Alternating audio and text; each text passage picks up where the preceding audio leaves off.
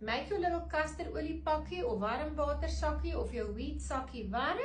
Put it on top of that ear, give that ear some pressure and allow that relief to take place. Right, the jaw, we spoke about, ek kners op my tande, clenching on my jaw. This roller, het voel ek baie lekker. The roller, the gua sha, soos ek julle geleer het nie, onthou julle die gua sha stories, ek sal die gua sha video ook sit.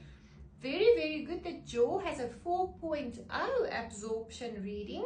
And then look, underarm detox kit. The armpit has an absorption rate of 7.5. How important is it to not put bolie onder ons arms? That is why I developed the underarm detox kit.